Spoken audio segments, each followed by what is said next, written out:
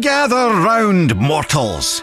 For the first time, hear the tale of young Atreus' maiden trip into the perilous Norse wilds, where malice and danger abound. Attempting to help a vulnerable creature, the boy wandered out beyond his protected woods alone. But I can't tell the whole story here, can I? You'll have to step inside.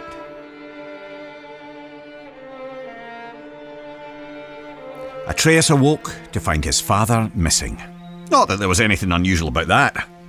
Tasked with retrieving their dinner, Kratos would often take leave on day-long hunts. Why it took all day, Atreus never fully understood, but he knew better than to ask. After a quick breakfast, the boy got up and headed outside to practice his archery. He drew his bow taut, let his deep breath loose, and released an arrow. It sailed far beyond his target, becoming just another stick in the woods. The boy sighed. He'd have to find it later, likely when he wasn't looking for it. Determined to hit the target this time, he grabbed another arrow and focused hard. He held the string till his arm burned and let it fly. A bullseye! Well, almost. Maybe if you looked at it from a certain angle. You know. His mother called, and though he wasn't quite done yet, Atreus put his arrows down and went inside. Every day she would teach him, mostly language and archery. Honestly, the kid was pure dead brilliant, reading and writing on his own already. Today she gave him a lesson he was especially excited about. The creatures of the Norse wilds. Berserkers, trolls, witches, and even the undead. After answering her son's many questions, Atreus' mother sent him back out. He fired a few arrows, missing with most of them. He wasn't a bad archer, really, but he wasn't easy on himself either.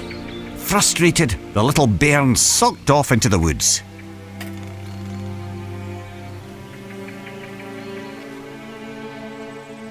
Don't sulk yourselves. Follow the boy to the next area.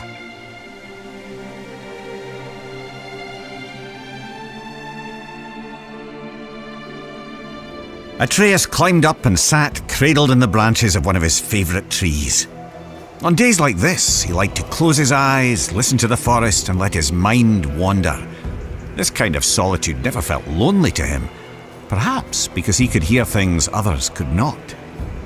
Ever since he could remember, the thoughts of others, animals mostly, could intrude upon his own. He couldn't much control it, and he didn't tell his mother or father of it, but it only added to the boy's absolute captivation with what adventure might lie past his all-too-familiar woods. As Atreus craned his head in an attempt to hear even farther, a desperate cry for help crept in at the edges of his mind. Not a whisper in his ears, but rather a shout inside his skull. Atreus shot up, and as he did, heard a second voice, a call to adventure, taunting him with the promise of a hero's journey. He jumped down from the tree and ran toward the voices. They grew louder and louder, overwhelming him to the point that he halted abruptly, stumbling as his inertia nearly overtook him. He hesitated there, knowing it would displease both his parents to venture further. In response, the voices only grew more urgent, demanding his attention. The lad could barely concentrate with this cacophony filling his head. He decided to follow the cry for help. Even as he did, the other voice derided the boy, calling him a coward. But if Atreus were to disobey his parents, it would have to come with good reason. Surely, he thought, they couldn't be too upset at him for responding to a distress call. Nearly convincing himself this might be true, Atreus took a deep breath and stepped out of the protected woods he'd known all his life into the foreboding Norse wilds.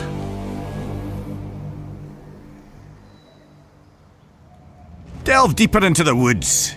Unless, of course, you're too frightened.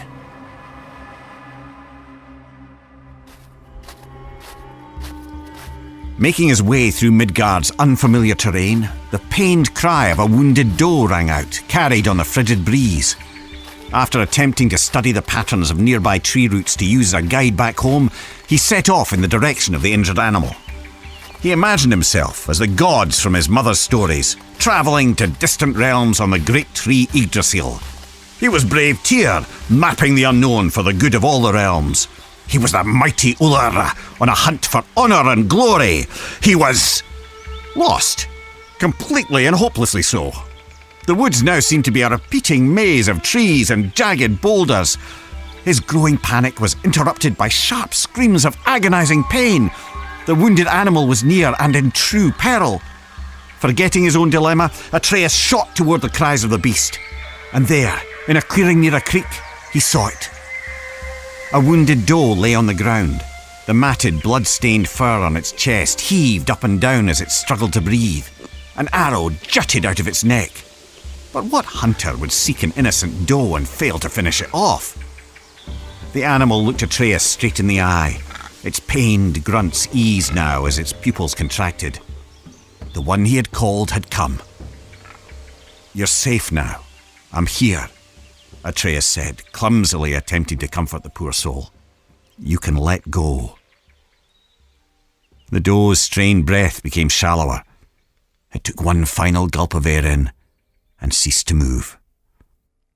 Atreus laid his hands on the doe's heart and softly recited Norse death rites, inspired by his mother's teachings.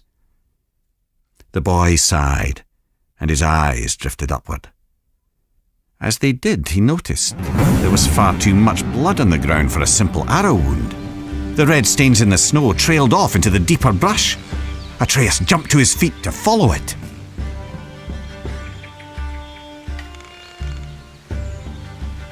What horrors await at the end of the trail of blood? There's only one way to find out. The boy didn't have to go far to understand. The trail of blood didn't belong to the doe, but to the hunter, who now lay in pieces at Atreus' feet. The boy's stomach rolled as he took in the scene. He held his breath, attempting to let the nausea pass. And that's when he heard something else. Something hidden by the dark forest, mere steps away and still breathing. He turned to see two creatures from his mother's stories. Heaving, vile, undead monsters of pure rage. Draugr.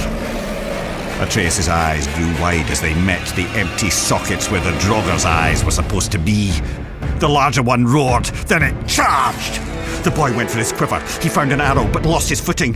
Crashing to the ground, the Draugr rushed ever closer. The larger one plucked Atreus from the ground. The monster bellowed, spraying rotten teeth and flaps of decaying gums. Its half-tongue flailed blindly like the death throes of a headless snake. It was disgusting. In desperation, Atreus stabbed out with his arrow again and again and again, and by pure chance he connected, striking the Draugr through a hole in its skull. The monster dropped him as he continued to scream and stab. The boy was lucky, but there was no time to celebrate. As the second Draugr raised his blade, Atreus shot an arrow. It exploded against the Draugr's sword, shattering it to pieces. Quicker than the boy could react, a shard of the blade sliced into his arm. He yelled out in torturous pain. But as the Draugr drew in for the final kill, Atreus wasn't afraid anymore.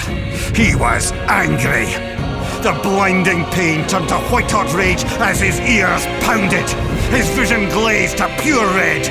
As the creature bellowed with fury, so did Atreus. Two warriors with nothing left but anger and pain. The last thing the boy saw before the world went black was a ghostly white hand grabbing the Draugr by its throat. A small quiet question escaped Atreus' lips before he fell unconscious. Father?